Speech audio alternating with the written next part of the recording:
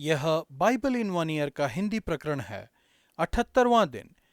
परमेश्वर के साथ घनिष्ठ संबंधों को कैसे विकसित करें।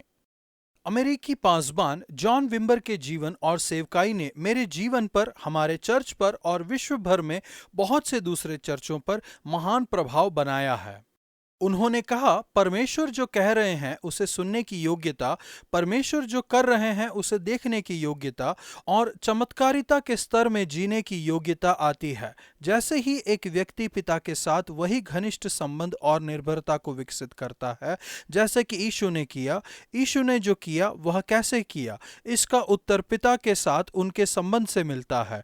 हम इससे भी महान वस्तुओं को कैसे करेंगे जिसका वायदा यीशु ने किया। यूहन्ना 14:12। घनिष्ठता, साधारणता और आज्ञाकारिता के संबंध को खोजने के द्वारा। परमेश्वर आपको आत्मीयता से प्रेम करते हैं जो कि आपके सभी सपनों से परे है। वह चाहते हैं कि आप उनके साथ आत्मीयता, साधारणता और आज्ञाकारिता के साथ व्यक्तिगत संबंध रखें। यह एक असाधारण सम्मान और सुविधा है। मूसा, दाऊद और निश्चित ही यीशु का परमेश्वर के साथ एक घनिष्ठ संबंध था। लेकिन आप परमेश्वर के साथ घनिष्ठ संबंध को कैसे विकसित करते हैं? भजन संहिता 35:11-18 तक। खुलापन, असुरक्षितता और ईमानदारी। ऐसे समय थे जब दाऊद दुखी थे, उनका प्राण खाली महसूस कर रहा था। वह ईमानदार और पर्याप्त खुले हुए थे अपनी चुनौतियों को बताने में।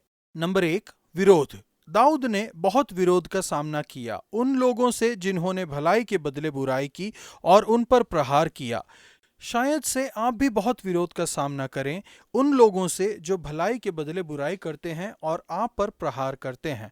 शायद से वे झूठी निंदा करें या द्वेषपूर्ण रूप से ठट्ठा करें। विरोध केवल विश्व से नहीं आता है, यह परमेश्वर के लोगों से भी आ सकता है। नंबर 2, प्रार्थना जिनका उत्तर नहीं मिला है। ऐसे समय हो सकते हैं जब लगता है कि आपकी प्रार्थनाएं सुनी नहीं जा रही हैं। मेरी प्रार्थनाओं का उत्तर नहीं आया। वह परमेश्वर से कहते हैं, हे प्रभु, तू कब तक देखता रहेगा। नंबर 3, असफलता। हम सभी डगमगाते हैं। हम महसूस कर सकते हैं कि हम खुशी से परमेश्वर के साथ चल रहे हैं और फिर अचानक से हम डगमगा जाते हैं। हो सकता है कि ऐसे समय हो जब हम अपनी अपेक्षाओं पर खरा नहीं उतर पाते हैं। परमेश्वर की अपेक्षा तो दूर की बात है। दाऊद की तरह इन सभी चुनौतियों के विषय में परमेश्वर से बातें करें। ढोंग मत करिए कि सब कुछ अच्छा है। अपने हृदय की गहराई से बताइए। वह आपकी बातों से आश्चर्यचकित नहीं होंगे। यह खुलापन, असुरक्षितता और ईमानदारी है जो आपको परमेश्वर के साथ एक घनिष्ठ संबंध में ले जाती है। परमेश्वर, आपका धन्यवाद क्योंकि आप मेरे हृदय की पुकार सुनते हैं। आपका धन्यवाद क्योंकि आप मुझे बचाते हैं और मुझे यह कहने में सक्षम करते हैं कि मैं बड़ी सभा में आपका धन्यवाद करूंगा। बहुत लोगों के बीच में मैं आपकी स्तुति करूंगा। नया नियम, लूका 2:41-52 तक। बुद्धि में बढ़िए। यहाँ तक कि एक बालक के रूप में यीशु में चकित कर देने वाली बुद्धि थी। जितनों ने उन्हें सुना था वे सब उनकी समझ और उनके उत्तरों से चकित थे। जैसा कि किसी ने कहा है, ज्ञान यह जानना है कि टमाटर एक फल है, बुद्धि यह है कि इसे फलों के सलाद में नहीं मिलाना चाहिए। ज्ञान तिरछी दिशा में है, बुद्धि सीधी दिशा में है। यह ऊपर से आती है। बुद्धि में बढ़ना धन संपत्ति में बढ़ने से अधिक महत्वपूर्ण बात है। बुद्धि धन से बढ़कर है। पिता के साथ घनिष्ठ संबंध बुद्धि में बढ़त को लाता है। जब यीशु के माता पिता उन्हें मंदिर में ढूंढ लेते हैं तब वह उनसे कहते हैं, क्या आप नहीं जानते कि मुझे अपने पिता के भवन में होना अवश्य है? या जैसा कि मैसेज अनुवाद इसे बताता है, मुझे अवश्य ही अपने पिता के कामों को करना है। एक तरफ अपने पिता के साथ यीशु का संबंध अद्वितीय था, दूसरी तरफ वह आपको भी सक्षम बनाते हैं ताकि परमेश्वर को आप पिता कह सकें। उन्होंने परमेश्वर से प्रार्थना की, अब्बा कहकर। अपने पिता के साथ घनिष्ठ संबंध को बनाने के लिए बच्चों के द्वारा इस्तेमाल किया गया शब्द, और उन्होंने अपने चेलों को भी ऐसा करना सिखाया। पिता के साथ घनिष्ठ संबंध से आने वाली बुद्धि के विषय में हम 4 चीजें सीख सकते हैं इन वचनों में यीशु के उदाहरण का निरीक्षण करने के द्वारा। नंबर 1, बुद्धि आती है सुनने से। दूसरों की सुनने में इच्छुक होना और दूसरों से सीखना बुद्धि है। यीशु शिक्षकों के बीच बैठे हुए थे, उनकी बातें सुनते हुए और उनसे प्रश्न पूछते हुए। सर आइजक न्यूटन ने कहा, मुझे लगता है कि समझदारी का पता तब चलता है जब पूछे गए प्रश्न का विश्लेषण किया जाए, इसके बजाय कि दिए गए उत्तर का विश्लेषण किया जाए। अक्सर जो ज्यादा जानते हैं वे अंत में बोलते हैं। जब हम बात करते हैं हम सामान्य रूप से उसे दोहरा रहे हैं जो हमें पहले से पता है। जब हम सुन रहे होते हैं हम कुछ नया सीख सकते हैं। अच्छे प्रश्नों का पूछना अच्छी बातचीत करने वाला बनने की कुंजी है। प्रेसिडेंट JF कैनेडी के विषय में कहा जाता था कि वह आपको सोचने पर मजबूर कर देते थे कि आपके उत्तरों के प्रति असाधारण ध्यान के साथ आपसे प्रश्न पूछने और सुनने के अलावा उनके पास दूसरा कोई काम नहीं है। आप जानते थे कि थोड़े समय के लिए उन्होंने भूतकाल और भविष्यकाल दोनों को आपके लिए दे दिया है। नंबर 2, बुद्धि आसान बनाती है। बुद्धि स्पष्टता को लाती है। यीशु जानते थे कि उन्हें कहां पर होना चाहिए और क्या करना चाहिए। उन्होंने घोषणा की, क्या तुम नहीं जानते थे कि मुझे अवश्य ही अपने पिता के घर में होना चाहिए। ज्ञान हमें सरलता से जटिलता पे ले जाता है, बुद्धि हमें जटिलता से सरलता पे ले जाती है। नंबर 3, बुद्धि सर्वांगीण है।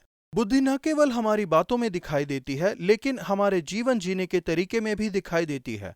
तब वह उनके साथ नासरत लौट गए और उनकी आज्ञा मानते थे। बुद्धि आपके संपूर्ण जीवन के विषय में है, केवल हमारे विवेक या हमारे शब्दों के बजाय। नंबर 4, बुद्धि को बढ़ना चाहिए। पिता के साथ अपने घनिष्ठ संबंध के द्वारा यीशु बुद्धि में और डील डोल में और परमेश्वर और मनुष्यों के अनुग्रह में बढ़ते गए। ऐसा ही एक वर्णन शमूएल के लिए इस्तेमाल किया गया है। पहला शमूएल 2:26। जैसे हम बढ़ते हैं वैसे ही बुद्धि को भी बढ़ना चाहिए। ऐसी बात नहीं है कि यीशु की बुद्धि में त्रुटि या असिद्धता थी। जैसे जैसे वे बड़े होते गए वैसे वैसे उनकी बुद्धि बढ़ती गई। हमारे साथ भी कुछ ऐसा ही होना चाहिए। यह एक ऐसी प्रार्थना है जिसे हमने अक्सर अपने बच्चों के लिए की होगी कि वे बुद्धि में और डीलडोल में और परमेश्वर और मनुष्य के अनुग्रह में बढ़ें। इन सबसे अधिक यीशु की बुद्धि परमेश्वर के साथ उनके घनिष्ठ संबंध से आई थी। परमेश्वर उनके पिता थे। वह जानते थे कि उन्हें अपने पिता के घर में अवश्य ही होना चाहिए और पिता के साथ उनका घनिष्ठ संबंध उनकी बुद्धि की नींव थी। पिता, आपका धन्यवाद क्योंकि आपने मुझे लेखपालकपन की आत्मा दी है जिसके द्वारा मैं अब्बा पिता कह सकता हूँ। आपका धन्यवाद क्योंकि आपने मुझे उसी घनिष्ठ संबंध में बुलाया है जो यीशु का आपके साथ था। मेरी सहायता कीजिए कि आत्मीयता, साधारणता और आज्ञाकारिता के इस संबंध में मैं बढ़ सकूं और बुद्धि और डीलडोल में और परमेश्वर और मनुष्य से अनुग्रह में बढ़ सकूं। पुराना नियम गिनती 7:66 से 9:14 तक। स्थिर खड़े रहें और सुने। परमेश्वर के साथ बातचीत करने के लिए समय निकालें। इसके बिना आप उनके साथ एक घनिष्ठ संबंध विकसित नहीं कर सकते हैं। जब मूसा यहोवा से बातें करने के लिए मिलाप वाले तंबू में गए और उन्होंने उनसे बातें की, यहोवा ने मूसा से कहा। परमेश्वर ने मूसा से बातें की। 8:1, 9:1। मूसा ने परमेश्वर से बातें की। 7:89। यह दो तरफा बातचीत थी। परमेश्वर ने आमने सामने मूसा से बातें की, जैसा कि एक व्यक्ति अपने मित्र के साथ बातें करता है। एक ही समय में बोलना और सुनना, एक दूसरे की प्रतिक्रिया को देखना। पवित्र आत्मा के समय में आप मूसा से अधिक बेहतर अवस्था में हैं। अब आपको मूसा की तरह किसी निश्चित स्थान में जाने की जरूरत नहीं है, किंतु जहां कहीं आप हैं वहां आप परमेश्वर के साथ हो सकते हैं। लेपालकपन की आत्मा के द्वारा आप पिता परमेश्वर के साथ एक घनिष्ठ संबंध और अनंत बातचीत में ला दिए गए हैं। रोमियो 8:15 से 17, 26 से 27। यह एक नमूना था। परमेश्वर ने मूसा से बातें की, इसलिए मूसा ने इस्राएलियों को बताया। इस्राएलियों ने ठीक वैसा ही किया जैसा कि परमेश्वर ने मूसा को आज्ञा दी थी। गिनती 9:1 से 5। इस्राएलियों का जीवन जीने का संपूर्ण तरीका इस बात के प्रति आज्ञाकारिता पर आधारित था कि आत्मीयता के स्थान में परमेश्वर ने मूसा से क्या कहा। परमेश्वर के साथ आपके घनिष्ठ संबंध को आपके जीवन जीने के तरीके में प्रवाहित होना चाहिए। आपको इन चीजों का अभ्यास करना चाहिए जो परमेश्वर आपको आत्मीयता के स्थान में दिखाते हैं। ऐसे समय होते हैं जब यह हमेशा स्पष्ट नहीं होता कि परमेश्वर किस तरह से हमारा मार्गदर्शन कर रहे हैं। दोबारा मूसा का उदाहरण अच्छा है। जब लोगों ने मूसा से एक कठिन प्रश्न पूछा जिसका उत्तर उन्हें नहीं पता था, तब उन्होंने जवाब दिया, ठहरे रहो, मैं सुन लूं कि यहोवा तुम्हारे विषय में क्या आज्ञा देते हैं। यह आपको प्रार्थना करने का समय देता है और परमेश्वर से पता लगाने का समय कि आगे जाने के लिए कौन सा रास्ता सही है। यूजीन पीटरसन अनुवाद करते हैं, मुझे थोड़ा समय दो, मैं पता लगाऊंगा कि तुम्हारी परिस्थितियों में परमेश्वर क्या कहते हैं। एम्प्लीफाइड बाइबल कहती है, रुके रहो और मैं सुनता हूं कि तुम्हारे विषय में परमेश्वर की आज्ञा क्या है।